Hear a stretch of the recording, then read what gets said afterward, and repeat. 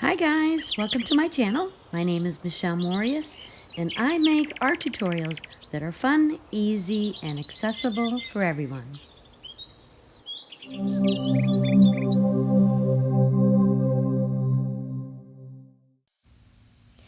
Today we're going to be doing this beautiful yellow rosebud in polychromos pencils. But before we get into the video, please subscribe to my channel, give me a thumbs up, and leave a comment. I subscribed, and I'll be sure to get back to each and every one of you.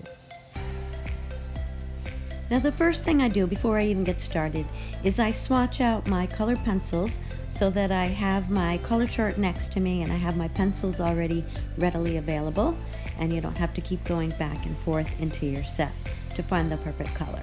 So I've already swatched those out, and I may or may not use all of them. It just depends on how I'm doing in the drawing. Now to start out, I'm putting a very light coat of my lightest yellows down, and then I'm going to gradually deepen those tones up. Right now I'm just trying to give myself a map of where we're going so we don't get lost in the piece, and it gives us a good base layer to work off of. It's a lot easier when you get a nice light coat down to blend the other tones into it once you have a nice base layer all over the whole piece. So I try to map that in, and it just helps me as I go along. If you'd like to draw along with me today, my reference image is from Pixabay. You can go on there and find this image and draw right along with me.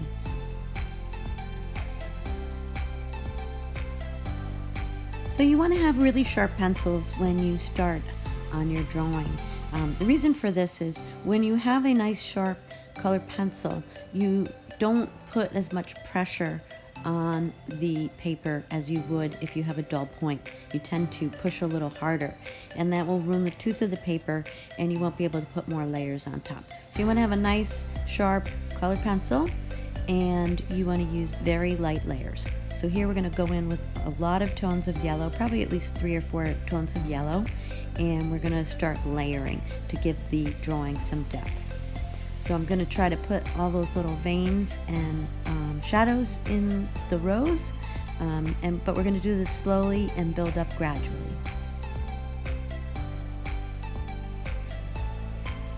So as I go along, I'm making sure that my direction of my pencil strokes are going in the direction or the grain of the petals of the flower. I'm not just haphazardly putting in marks to get the color down. I am going in the direction of those veins of that petal.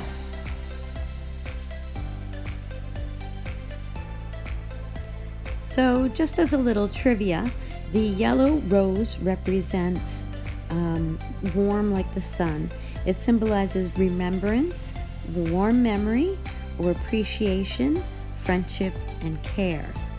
So a red rose is love, the yellow rose is friendship and caring and remembrance. Just a little trivia for you. So color pencils is a very slow medium. I say that all the time. You have to just work up slowly and gradually deepen your colors as you go along. By doing this, you add a layer of depth to your drawing and add a more realistic effect. If you just try to go in with your dark color right off the bat without layering with other colors, it tends to look flat. So this way we're just building up a nice rich layer of color pencil. I'm going in with a little bit of solvent to kind of mash all those colors together, and this gets rid of the white grain of the paper and the graininess of the pencil. So it kind of melts all those layers together and gives you a smoother, more realistic effect. I'm just using a tiny little bit in a well-ventilated area on a very small brush. And I like to keep a little bit of solvent in a small jar that I use just for this project because it can get muddied up, and you don't want to go into a fresh drawing and have some other kind of crazy color coming out on your paper.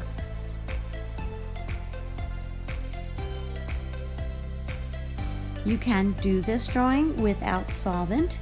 You can use a colorless blender, or you can burnish. But with those two methods, you need to build up all of your layers first and then do that at the very end, because you will ruin the tooth of the paper with those two methods. I prefer the solvent just a tiny little bit, and this way I can really put a ton more layers on top of that and really have no problems with it.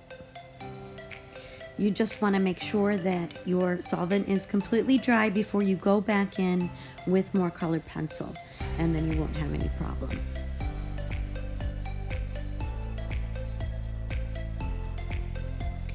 So we just continue on adding more and more layers and kind of darkening things up a little bit more each time we add another layer down.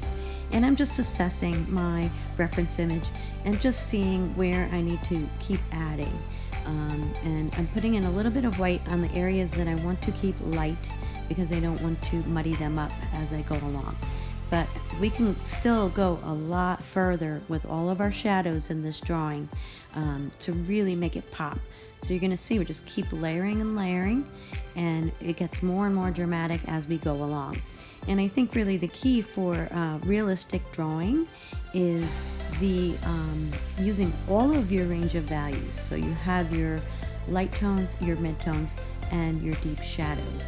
And to really pop those, you want to juxtapose a really light area with a really dark area. And that's where you get it to pop and really look 3D and realistic.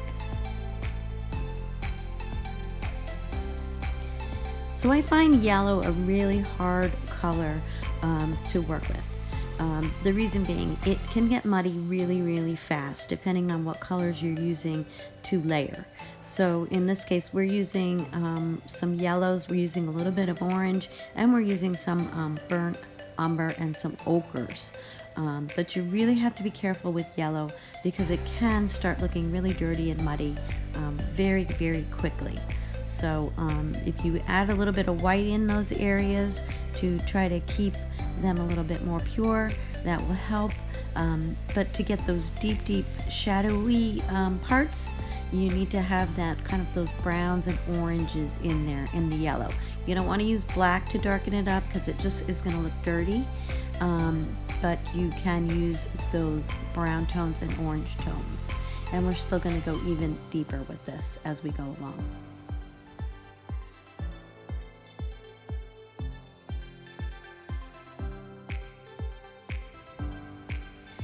So when you think you have finished, I would suggest you keep going and keep deepening even that little bit more. I think that's a lot of artists and beginners don't push it far enough. So you want to push those values really as far as you can. So you want to just keep going and keep enriching and keep adding those layers and deepening everything up, because really you are going to get a much better effect if you just keep going. Like, I could stop now and everybody would be like, oh, okay, nice little rose, but you got to keep going and keep adding the drama and keep adding those shadows in. And really, it's difficult to know when to stop sometimes, but I really just can tell you to keep pushing along. If you guys would like to see some other flowers, I am game to do some more tutorials on some different things, so please leave a comment below. I do get back to everybody, and I love hearing from you guys, so a comment would be appreciated. And don't forget to smash that like button. YouTube loves it when we have interaction with all of our patrons, and I love it too. It gives me some edification. So please smash the like button and leave a comment. And we're going to keep going, and I'm still pushing those values. I'm still adding more and more shadow in, and we're getting toward the end. So if you have liked this video, and give it a thumbs up, and please subscribe to my channel. I really love doing this. I'm having a really great time, and I have some fun projects ahead in store. So if you'd like to be notified when I put out a new video, which I do every Thursday, hit the bell, and it will notify you every time I have a new video coming out. I'm going in with a little slice tool here, which just picks out a little bit of detail. It just kind of scrapes off a little bit of the wax of the pencil off the page, and you can get a really fine little line. So I'm just using that slice tool a little bit to just define a couple of little areas of where that petal and the other part of the rose meets. So that's a good little trick. I use that for fur on animals as well, and you can check that video out for my cat eye tutorial. I show you how to use a craft knife or a slice tool. So you want to clean up any stray pencil lines or anything that you have that's a little blurry, and just sharpen up your edges at this point, and then we're done. I want to thank you so much for joining me today, and please don't forget to subscribe. I'm really enjoying all of this and look forward to seeing you guys on the next drawing. Thanks so much, and happy art.